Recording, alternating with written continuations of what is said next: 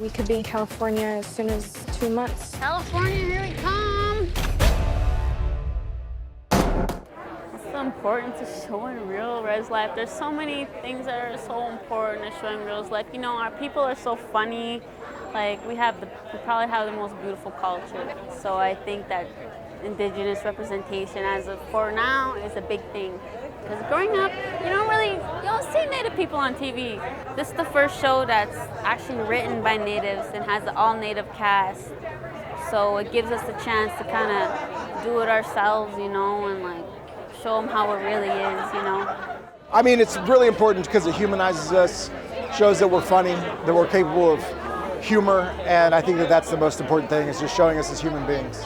I think if there was a show like this around when I was young, it would just help me feel not so alone. I think it would help us as Native people feel seen, and I think feeling seen is very important. I think that it's healthy, and our communities and our kids need that.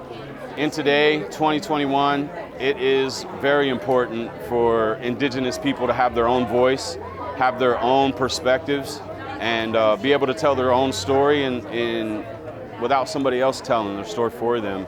I mean, I can see myself definitely going through some specific things that these kids are going through, and I've related to myself on those ends. I pulled from my own life from the character as well.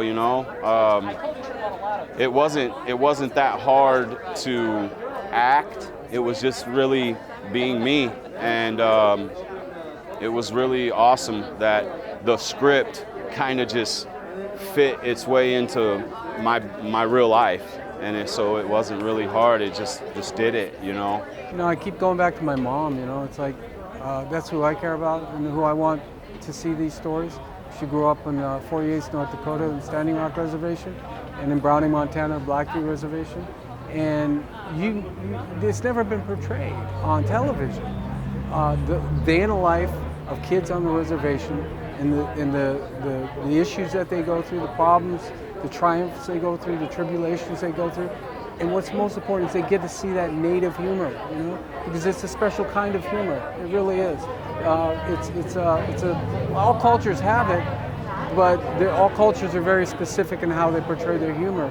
And Native humor is, very specific. And to bring that and out on television for the world to see, it's just beautiful, man.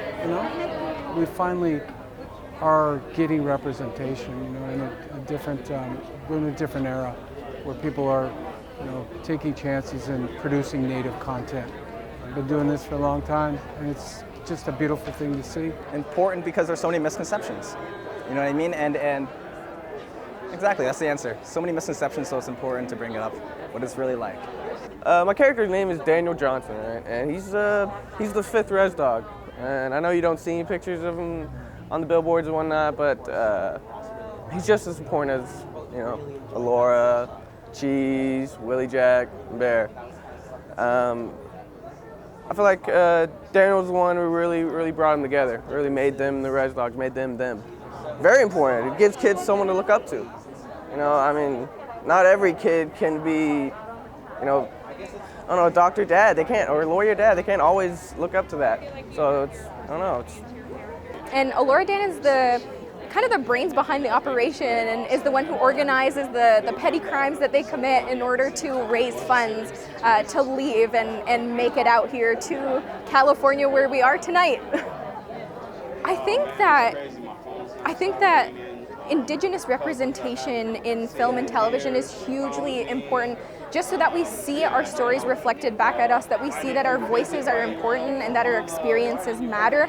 I know that if I had watched this when I was a kid growing up in my community on my reservation, Kahnawake, up in Canada, that my whole outlook, my self-confidence, my self-worth would have been so drastically different than it was. So it's my hope that Reservation Dogs really empowers the youth from our communities and also for youth from all marginalized communities as well.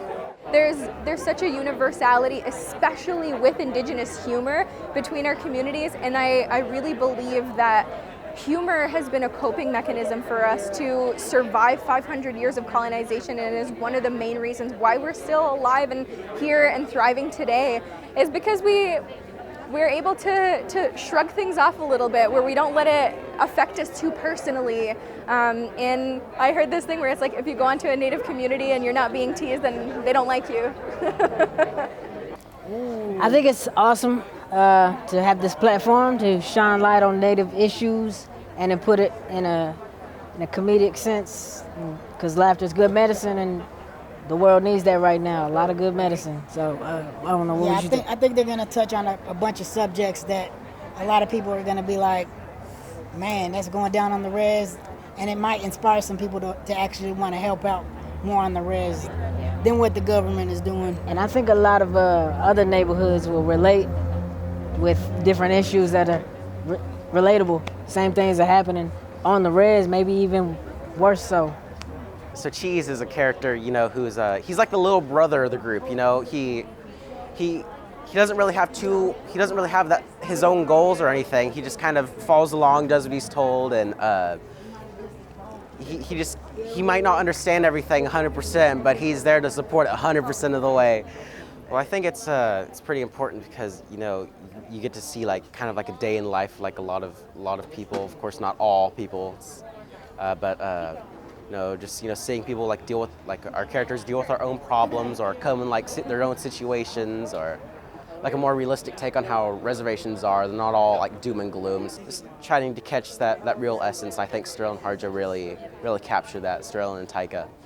I mean, working with Taika was like super intimidating at first because like I've been such a fan and he's such a star, but it was great. He's also just a community member first and foremost, and the same with Sterling Harjo, whose life this entire series is based off of. We all wanted to do Sterling right, and we all wanted to make sure that we were representing the Muskogee Creek and Seminole nations appropriately and respectfully and honestly, of course with that Native humor thrown in there. And I just feel really fortunate and honored and privileged to have been able to be a part of this project. Fight the man. It's hard to be a warrior with dignity.